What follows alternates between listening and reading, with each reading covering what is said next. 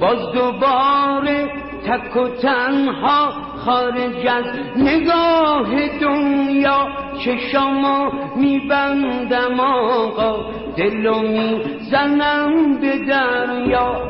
از همینجا پر میگیرم رو به شهر اول و آخر دنیا چشامو میبندم آقا دلو میزنم به دریا